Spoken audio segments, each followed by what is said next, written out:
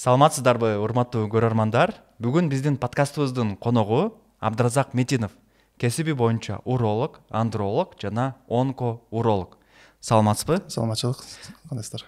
Подкастка кош келипсиз. Рахмат, кош келдик. Биздин подкастыбызга конок болуп келгениңиз үчүн чоң рахмат. Биздин көрөрмандарга аябай кызык болсо керек. Сиз өзүңүз жөнүндө кененирээк маалымат айтып кетсеңиз, Абдыразак.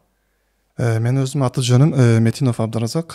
1991-жылы Баткен областынын Кадамжай районуна карашынан Ынтымак айылында төрөлүп, ошол жерде 11-класска чейин окуп чоңоюп, анан 2009-жылы Кыргыз медициналык академиясында медицина факультетине тапшырып, анан 2015-жылы ал жакта ийгиликтүү аяктап, бул жакта Кыргызстанда калайын деп ойлоп көрсөм, бул жакта медицинанын деңгээлин көрүп, анан үйрөтүү деңгээлин көрүп, анан өзүм чечим кылдым, мен чет элге кетем депчи.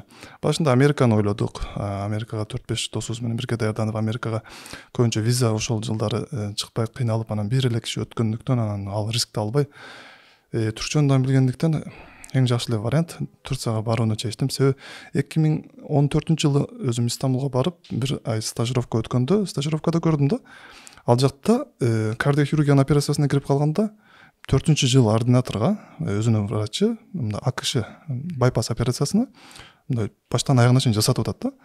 Анан чыгып сурадым, сиз мындай жашыңыз чоң элеби, кандай ушуга канча убакытта жеттиңиз десем, мен 4 жылда ушул убакытка жеттим дейт. Анан бул ординатура десем, ооба, резидентура, Турцияда ординатура деп айтыла албайт, 5 жылдык болгон үчүн резидентура деп коет да.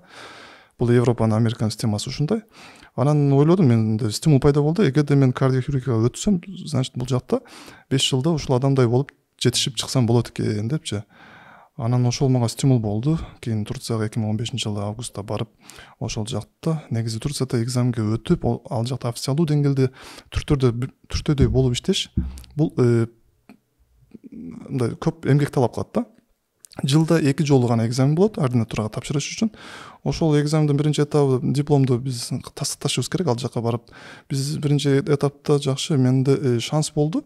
Мындай биринчи аракетте өтүп кеттимчи.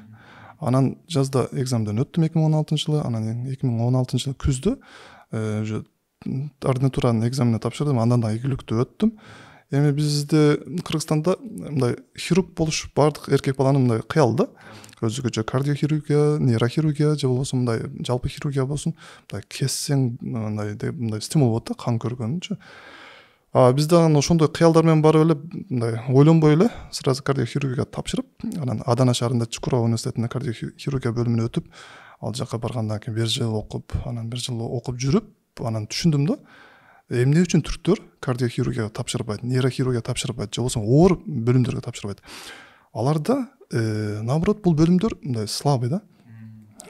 Авторитети төмөн. Эң мындай төмөн балдар менен өтсө болот. Бизден Азиядан баргандарга бул бөлүмдөр мындай авторитеттүү көрүнөт да. Анан көрсө алар дерматология, физиотерапия, же болбосо психотерапия, радиология деген бөлүмдөргө мындайча бейтап менен канча деңгээлде аз контакт болуучу бөлүмдөргө кызыгат экендер. Анан көрүп 1 жыл окуп көргөнгө аракет кылдым. Анан бирок жумуш оор беле, өтө оор эле. Мисалы үчүн ошол жерде иштегенде биз 3 ординатор иштейбиз. Бирок өтө максималдуу мындай эмгек менен иштейбиз. Мисалы үчүн бир операцияга кээ бирде кирип кеткенде 13 саат, 15 саат бутта туруш керек да. Өтө кызыктуу окуялар болду.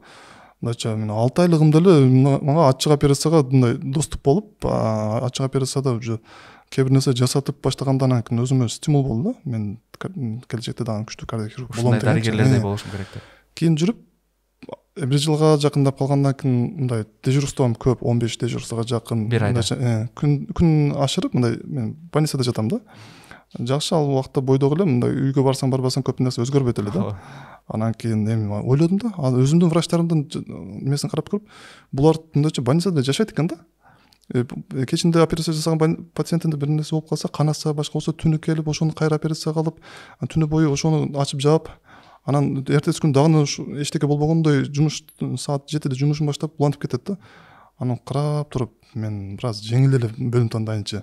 Себеби кардиохирургия бөлүмү мындай команда менен иштей турган бөлүм, реаниматолог керек, команда керекчи. кардиологум күчтүү болуш керек, башка бөлүмдөр күчтүү болуш керек. Анан мен Кыргызстанга кайтам деген ниет менен баргам да, мен Турцияга жана кайтсам мага бир аз жеңил бөлүм менен барып, ошол бөлүм менен кайта өзүм мамлекетим Кыргызстанда бир иш баштайын деп кыялдар менен кайра анан ал кардиохирургиядан чыктым. Анан 3 ай эле калыптыр, дагы экзамен, ар бир экзамге бөлүм алмаштырганда экзамен тапшырасың да. Анан ошол жерде дагы 3 айдын ичинде дагы өмүрүмдө мынтип окуп көргөн эмесмин. 12 саат отуруп сабак окушту. Мектепте деле андай окуган эмес. Мектепте дагы андай окуган эмес. Мисалы үчүн 12 саатта мындай бүт медицинаны форматтап кайрадан окуп чыгышың керек да. Ошентип 3 ай окудум. Түрк тилинде. Түрк тилинде. Түркияда дагы бир оорчулуктун ушундай болду. Бизде медицина бул жакта орус тилинде жана СССРдин мындай форматы менен окуганбызча. Бүтүн китептер ошол Москвадан жазылган китептер. Ал жака барсак, Турциянын өзүндө эле көп китеби чыкпайт экен. Көбүнчө Европанын жана Американын китептерин басып коюшат экен. Алар жыл сайын жаңылаган китепти ошол акыркы эдишн карап, ушул китеп боюнча окугула деп совет берет да. Ошентип кайра 2018-жылы жазда ийгиликтүү тапшырып, мурдакы балымдан да жогору бал алып, анан урология өттүм да. Урология кичем кардиохирургиядан мындай кыйын да, мындай бал жогору туратчы. Анан урология тапшырып 2018-жылы анда Коня шаарында Селчук университетинде өтүп, ал жерде бир жылдай окугандан кийин анан келинчегим менен таанышып, анан келинчегим өзү Анкарага тапшырып калды. Кыргызстандан. Келинчегим кыргыз. Ал өзү ошол Эскишehir шаарында окуп 6 жылдык медти ошол жакта бүтүрүп, кийин анан ал офтальмология көз боюнча Анкара шаарында Гази университетине тапшырганда, анан мага дагы мажбур Анкарага жылышка туура келди. Анан жашоомдо чоң бир чечим кабыл алып, шаарды алмаштырдым. Анан ал жактагы менин профессорлорум да жакшы колдоо беришти. Макул, сен тандооңду сыйлайбыз, Анкарага барам десең Анкарага барсаң болот деп. Анан Анкарада ошол убакыттагы эң чоң клиникага түшүп калдым шансыма. Аты кандай? Анкара Билкент шаар хастанасы деп коет. Ал ошо 4000ге жакын койка мест-алуу, 700-800ге жакын реанимациясы болгон 80 гектарлык чоң клиника да. Анан ал 2019-жылы ачылып калды. Как раз мен барганда уже эми 6 ай болуп иштеп калган экен. Анан ошол команда менен сразу кайнашып кеттим да, иштешип кеттим. Анан ал жакта 2023-жылы августка чейин иштеп, ал жакта ийгиликтүү атайын диплом диссертациямды жасап, өзгөчө рак простата боюнча жасадым. Анан ал жакта бүтүрүп, кийин 2023-жылдан 2024-жылы ушул күнгө чейин ал жакта жеке бир Өзөл ортодоо деген клиникада иштеп жаттым. Анан ал жакта дарыгер катары, как уролог катары анан иштеп жүрүп, карасам бул жактан өтө көп биздин кыргыздар ал жака барып атканын көрүп атам. Ошол 9 жыл болуптур Анкарага барганыма.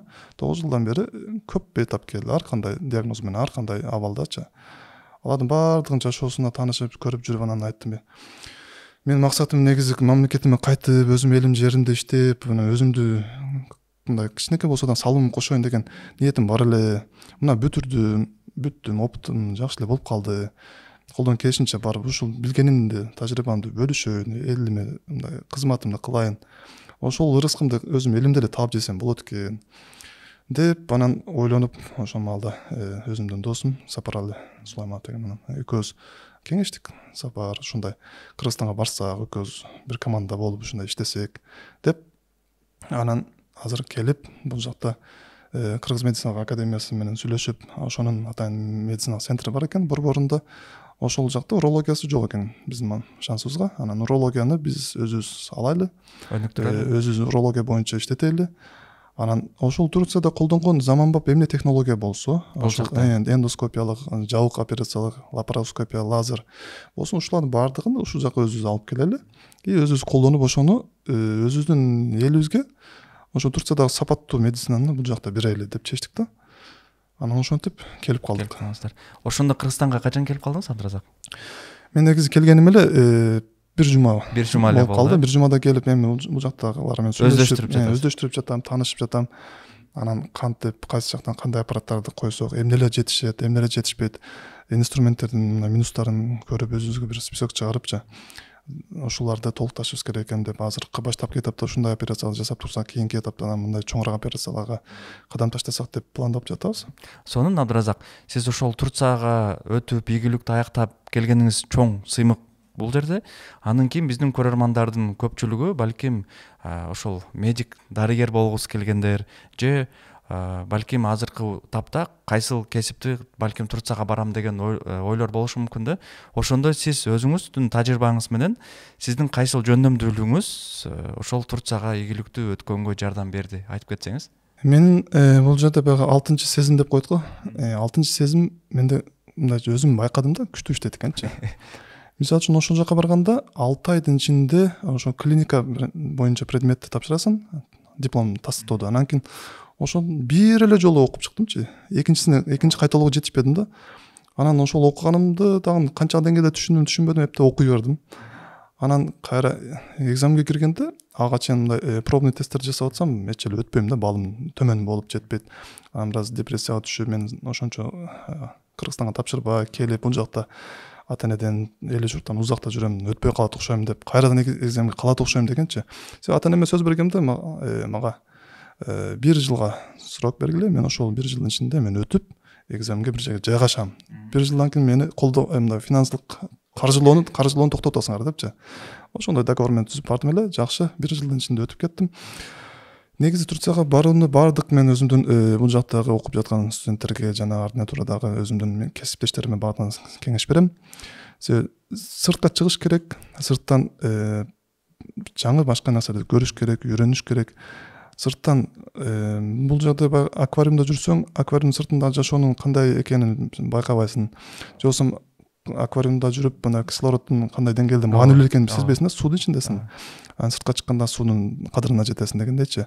Биз дагы өзүбүздүн мамлекеттен сыртка чыгып, ошол жакта көрүп, анан эмнелер жетишпейт, эмнелерди алсызбыз, ошолорду тастыктап, анан өзүбүздүн күчүбүз менен эмнелерди жасай алабыз деп, анан мен айттым, биз барганда биринчи 2015-жылы бизден мурда дагы 2-3 поколение мурда барган экен. 2013-жылга бүтүргөн байкелер. Топтосок 15-10 кишиден өтпөйбүз да. Анан биз дагы мындай өтүп бир жерде иштеп жаткан бир таанышыбыз деле жок. Анан тажрыйбабыз аз. Кайсы экзамге кантип тапшырасыз, кайсы китепти окуйбуз, кайсы жактан видеолорду көрүш керек билбейбиз. Анан ошентип атып бирибизден бирибиз үйрөнүп атып, жакшы. Ошо байкелерибиз бизди колдоп, кубаттап, биз дагы ошондой жылуулукту көргөндөн кийин анан бизден кийинки келген муунга өзү жылуулукту бере баштадык да. Анан мен жыл сайын келгенде Кыргызстандагы өзүмдөн кийинки инелериме айтам да, 6-курсту бүтүп атасыңбы, эч жака тапшырба, Турцияга бар. Бар, оку. Ошол жакта жок дегенде барып сезип кел. Өтө аласыңбы, өтө албайсыңбы, ал сен аракетиңди кыл. Кийин бир 40-50 жаштан өткөндөн кийин мага ушундай шанс берилген эле, ошол убакта ошол жака барып калсам болот эле, барып өзүмдүн шансымды сынап көрсөм болот эле деп арман кылгандан көрө, азыр жаштыгыңда барып кел, сынап көр деп. Андан кийин кээ бир бул жакта 2-3 курста окуп аткан балдарга азырдан айта баштадык. Турциянын китептерин алгыла, электронный форматта, мындай PDF форматта алып окугула, даярдангыла. Мындайча биздин жоготкон ал жака барып 1 жыл даярданган экзамдын кетирген убактыбыз силер бул жакта даярданып, барганда только экзамге кирип, сразу өтүп кеткиле депчи. Даяр баргыла депчи. Ошентип айтып, кеңеш берип, азыркы учурда Турцияда ординатурасын бүтүргөн жана окуп жаткан бир 200дөн ашуу киши биздин медиктер бар. Башында өтө кол менен санайт элек, азыр таный албай калдыкчы. Ушул боюнча дагы мындай Facebook'та көз баарлашканда айтып калдыңыз эле, мен үчүн аябай чоң бир жагынан сыймык болду. Себеби 200 дарыгер Кыргызстанга келип, Турцияда бүтүп келип иштесе, менимче жакынкы 5 жылдын ичинде эле жаңы деңгээлге көтөрүп койсо керек. Көтөрсөк болот. Ар ким өзүнүн тармагында келип, өзүнүн тармагында эле ишин жасаса, бул деңгээл көтөрүлөт. Бир маселе бул мамлекеттен колдоо, Мамлекеттен колдоо керек, жаштарды колдош керек.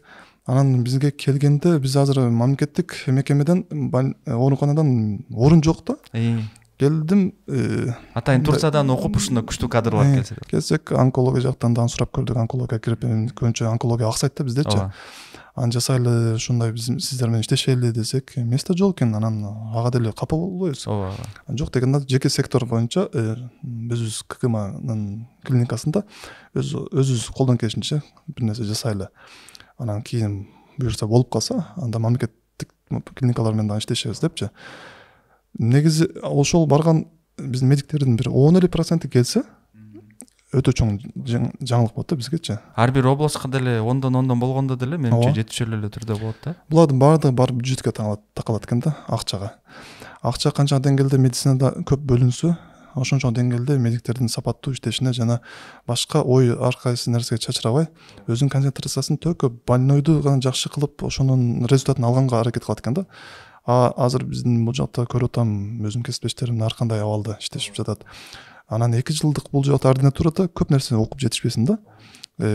Бизде 5 жыл, 5,5 жыл, 6 жылга чейин узап кетет ординатураны бүтүрүшчү. Ал жакта өзүңдүн жоопкерчиликтүү бир врач катары иштеп, бирөөнүн контролунда бүт баардык оор операцияларды жасап, көрсөтүп, тастыктап, анан сен ушул операцияларды жасай аласың, ушул операцияны ушунчаны жасадың, ушунчасын көрдүң деп атайын бир мындай диплом берет да. Анан бизде дагы жакшы жагы Турцияда мына атайын онкология же болсо онкохирургия деп бөлүнбөйт да. Ар бир тармак өзүнүн онкологиясын жасайт. Мен урологмун, өзүм урологиядагы бөйрөктүн, табарыстын, простатанын рактарын баарын жасашыма милдеттүүмүн. Ал жакта ошентип окутат да. Бизде бул жакта онкология өзүнчө тök онкология боюнча жасайт. Беркиндей ооруларга тийишпейт. Мисалы үчүн онкология таш менен барса, ташты жасабайт да. Ал жакта баарын эле. Аны баардыгын жасашка милдеттүүсүн. Ушул жерде Абдыразак сапат жөнүндө да айтып калдыңыз, ушул профиль жагында айтып калдыңыз да. Турциянын медицинасы менен Кыргызстандын медицинасы эмнеде экенин мындай айтып кетсеңиз. Турциянын медицинасында мындайча мен азыр сизге мындай пример келтирсем, мисалда Турция өзү 30 жыл, 35-40 жыл мурда биздин эле деңгээлде болгон.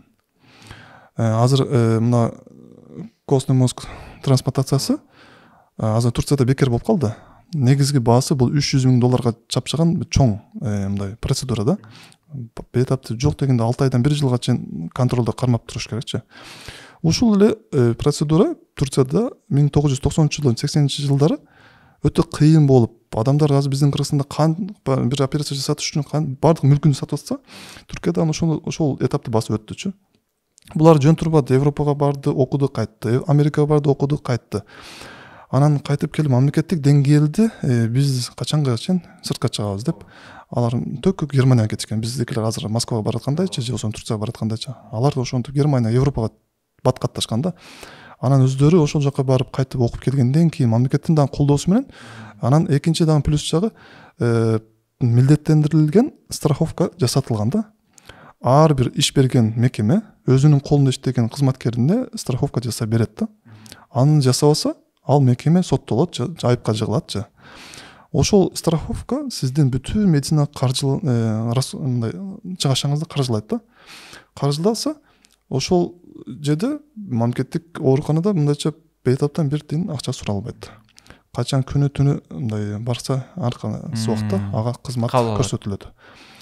Анан экинчиси ошол жактан мисалы үчүн азыр А клиникасында иштесең, А клиникасынан келген бейтаптардын баардыгынын страховкасы мамлекеттик страховой компаниядан ал жака которуп бюджетине өткөзүп берилет. 6 айда, 1 жылда бирчи. Ошол эле бюджеттен мамлекеттик оорукана өзүнө аппаратура сатып алат, техникасын жаңылайт, жетишпеген ремонтторун жасайт. Анан кээ бирде врачтарына кошумча мындай стимул катары айлык акысын көтөрүп берет да. Мамлекеттен да алат, бирок оорукананын өзүнүн бюджетинен дагы ошол айда канча көп бюджет чогулса, ошол бюджеттен бөлүп берет да. Мындайча баарын ыңгайлуу экен да. Ал жактагы врач мындайча акча табууну көп мындай стимул катары көрбөйт да. Тескерисинче бейтапка жакшы жардам көрсөтөт. Себеби мамлекет ансыз деле акчасын камсыздап берип атат. Өзүнө жетиштүү баардык шарты бар. Үйүн алат, машинасын алат, балдарын жакшы жерде окутат. Негизги болгон принцип мындай муктаждык да буларчы. Аларды мамлекет өзү камсыздап берет. Ал жактагы врачтардын айлыгы бул жактагы башка профессияга караганда алардын эң жогорку медиктер алат. Анан кийин башка тармактар болушу мүмкүн. Бул жерде акысыз медицина дегени бул через страховой компания аркылуу болуп атат экен да. Мисалы үчүн элестетип көрүңүз. Бейтап келет, $100,000, $200,000 операция болот, эчтеке төлөбөйт. Бирок ошол баягы жумуш берип аткан адамдардын компаниясынан төлөнөт. Ошол компания ата мамлекеттик ошол страховой компанияга акчасын төлөп турат да, ай сайын. Анын айлыгынан мындайча сиздин айлыгыңыздан 30-40% жетпеген налог төлөнөт да, ал жаккачы. Налогу төлөнөт, соцфондко, анан страховкасы төлөнөт, дагы башка нерселер төлөнүп отуруп, сиздин пенсияңызга да ошолор топтолот да.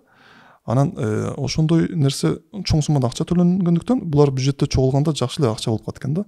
Анан ошол чоң акча менен мамлекет мындай техника ала алат, аппаратка же болбосо дары дармекке сарптай алат да.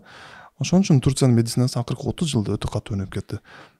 Бул жерде суроонун берип жаткан себеби кыргыздар биякта биз бейтаптар менен көп иштешебиз да. Турцияда өздөрүнүн жарандарына бекер экен деген темасын эле алып алганда, бирок ошол адамдар иштеп, мамлекетке айлык төлөп, ошол айлыгынан налог төлөнгөнүн көпчүлүгү мындай эске албайт экен. Ооба. Анан мисалы үчүн мындай да, дагы плюс жакшы жагы бар. Эгерде мен өмүр бою иштеп, бирок эч бир страховка төлөбөсөм, Кудай сактасын, ооруп калдым, больницага барсам, ал жерде айтат, сенин страховкаң жок экен, сага акылуу болуп калат десе, анда барып туруп атайын ошондой башкача бир форматта страховка бар, мындан кийин төлөйм дегенчи. Мага азыр сен медициналык тейлөөнү көрсөтө бер, операциямды жасап кое бер.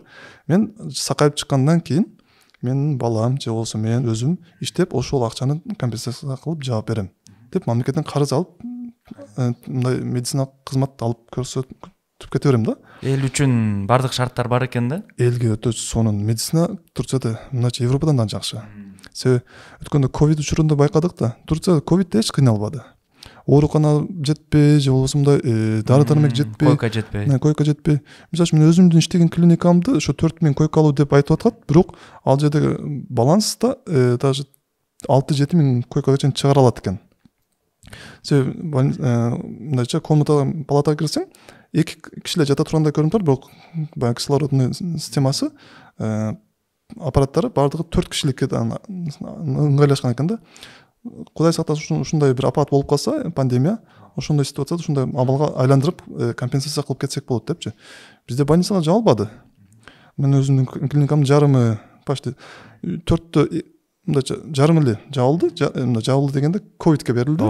Жарымы болсо кадимкидей режимде, кадимкидей операциялар жасап иштеп аттык да. Абдыразак, азыркы учурда медицинский туризм аябай өнүгүп аткан учурда Турцияга депчи, сиз азыр бир жума болсо деле, бирок кээ бир учурларда келип бул жакта кеңеш берип жаткансыз. Сиздин байкашыңыз боюнча кээ бирки ооруларда Кыргызстанда деле дарыласа болобу же сөзсүз түрдө Турцияга барыш керекпи?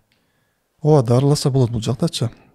Көп дарыласа болот. Негизи биздин Кыргызстандан Турцияга бараткан оорулардын көбү онкология жана трансплантация. 3-4 даражадагы оорулар. Булар онкологияда биздин кыргыздар мындай акчадан өтө экономдогон элбиз да.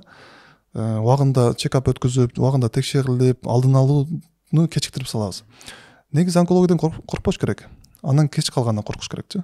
Кеч калсаң, ага кайсы мамлекетке барсаң, Израилге барасыз, Америкага барасыз, эч кайсы медицина жардам бере албай калышы мүмкүн.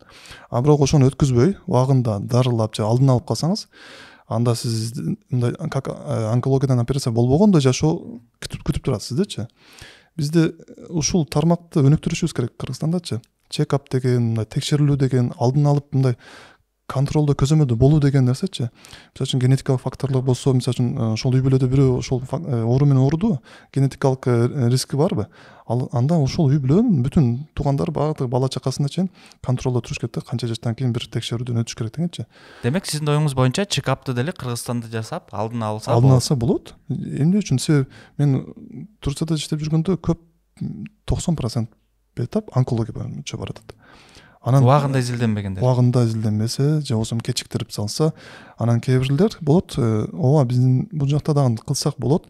Бирок биздеги аппаратура кээ бирде жетишпей калат. Жөнөкөй эле мисал, банда кээ бир керектүү, сапаттуу шовный материалдар жетишпей калат да. Же болбосо жакшы сапаттуу химия препараттар жетишпейт. Анан Өзбекстандан арзан деп алганга туура келет, же болбосо Индиядан арзан деп алганга туура келет. Эми арзандан ашык тартып атат, кээ бир жерде ошолдун сапатын көрсөтө албай калат да.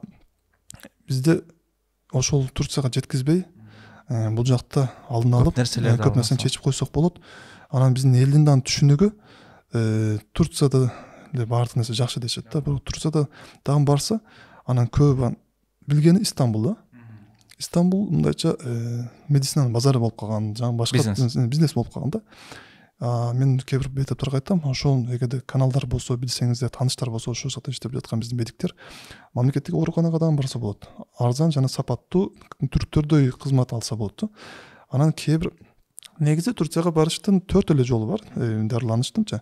Бир жеке менчик клиникага барса болот, анан частный кабинет деп коет, мисалы үчүн бир профессордун өзүнүн офисине барып дарыланса болот, анан мамлекеттик ооруканага барса болот, анан мамлекеттик университеттин клиникасына барса болот да. Анан ал жакта атайын баягындай Түрксой деген справка чыгарып койду. Акыркы 4-5 жылда бул актуалдуу болуп калды. Бул биздин Кыргызстандын жарандарына Турция барып дарыланса, мындайча 4-5 эсе арзанга түшөт баасычы. Ошону жакшы билсе, колдонсо өтө сонун жеңилдик болот. Жооңузга чоң рахмат, Абдыразак. Эми өзүңүзгө келели. Сиз бүгүнкү күндө ошол айттыңыз, бир жумадан бери Кыргызстанда официалдуу турдө иштеп баштадым, кызмат көрсөтүп баштадым деп. Биздин көрөрмандарга айтып кетсеңиз, кененирээк кайсыл кызматтарды көрсөтөсүз? Негизи мен ал жакта Турцияда эмне жасап аткан болсом, ошолордун баардыгын көрсөткөнгө аракет кылып атам. Бирок азыркы колумдагы аппаратура жана шарттар эмнеге ыңгайлуу болсо, ошолорду гана жасаганга баштадык. Мисалы үчүн простатаны аденомасы. Буну ачпай, кеспей туруп, CD каналынан кирип беле жасаса болот да.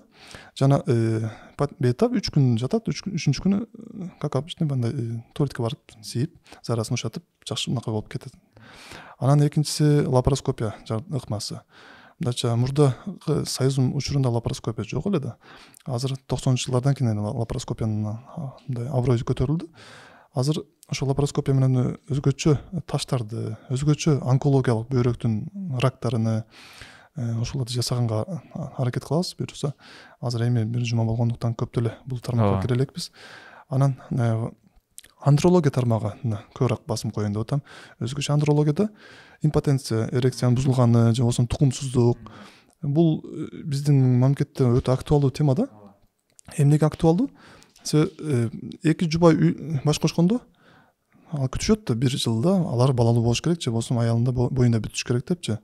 Анан баардык 1 жылдан кийин күтөт. Караса проблема аялда деп күтүшөт да. Аялда болбой калышы мүмкүн. Бул жерде эки тараптуу караш керек. 40-50% жакын эркекте да мындай тукумсуздукка себептер барчы. Буларды терең изилдебей туруп, анан ызычуу башталат үй бүлөдөчү.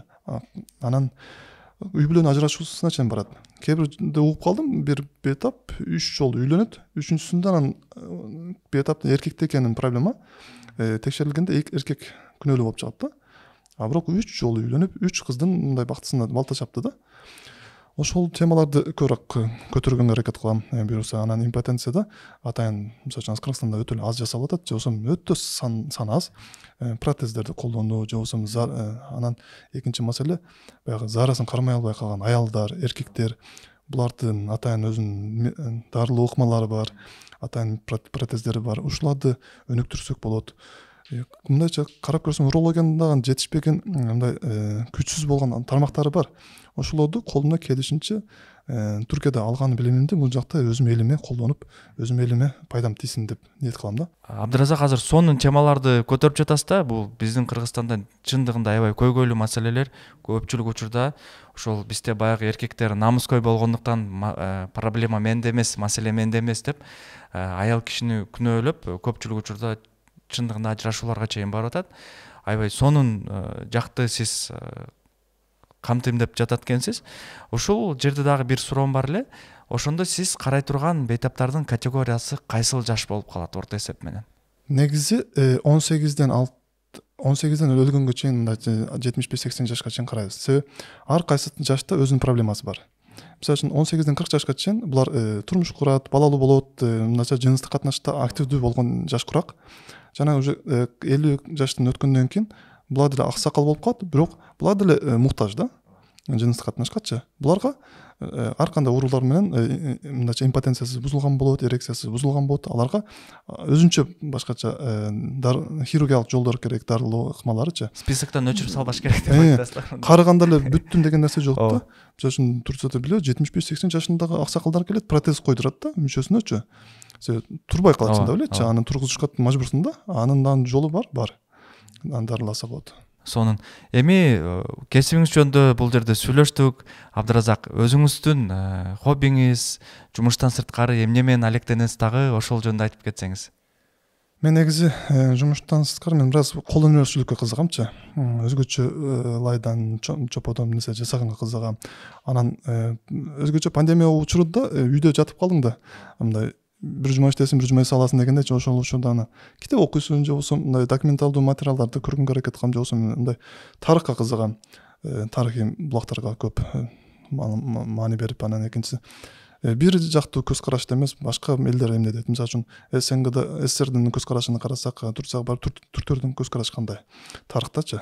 Ошолорду көп маани берем. Анан экинчиси кол өнөрчүлүктө өзгөчө тери боюнча нерсе жасаганга аракет кыламчы. Териден кайыш жасап, анан сумка жасап, кичинекей андай бежик жасалган жасап, өзүмө ошондой нерселер жасап, анан кээбирде ошолорду как билишиң керек да, сен хирургсуң.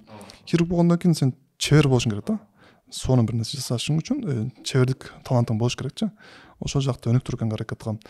Анан күнүмдүк убакыт болсо футбол, анан сууга сүзүп бассейнде эс алганга аракет кыламчы. Сонун ошол келинчегиңиз жөнүндө башында айтып калдыңыз. Ошол келинчегиңиз менен кантип убакыт өткөрөсүздөр, ошол жөнүндө да айтып кетсеңиздер. Негизи бизде медик болгондуктан, экөөбүз тең иштегендиктен мындай убакыт өтө бизде чектелүү да. Ооба. Эртең менен кетесиң жумушка, саат 7:30 туруп жумушка барасың, анан кечки саат 5-6 чейин же меники эрте бүтүп калса барып келинчегимди жумушуна күтүп турам да. Аны жумуштан алып, анан үйгө барып тамак жасап, нары бери кылганга чейин кеч саат 8-9 болуп кетет. Анан ошо жумуштагы маселелерди талкуулап, сүйлөшүп, анан кээбирде жасай турган баягы компьютердеги иштер болуп калат, ошолорду жасап, ошентип эле күн өтөт. Анан көбүнчө бизде жасай турган иштерибизде кечинде атайын мындай киного барыш, театрга барышты мындай өтө эле кыйындык менен эме кыласың да. Анан көбүнчө жуманын аягында жасаганга аракет кыласыңчы. Сен жуманын ичинде энергияң калбай калат, жумуш болуп калат. Жумуштан чарчайсың. Анан мүмкүн болушунча жуманын аягында ошол бардык энергияңды ошол жакта компенсация кыла аласың да. Сонун Абдыразак.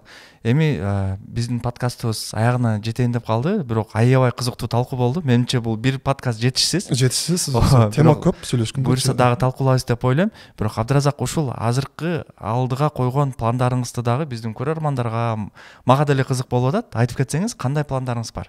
Негизи бул жакта мен Түркиядагы алган билимимди, ошол жакта көргөндөрүмдү жана ушуларды барып Кыргызстанда да жасасак болот деген кыялдарымды бул жакта жасайын деген ниеттерибиз бар. Бул жакта бизден муртадан Түркиядан бүтүрүп келген байкелерди көрүп, биз алардан мындай стимул алып, анан өзүбүздөн кийинкилерге стимул берип, ошолорду чакырганга бир шарт түзүш керек да.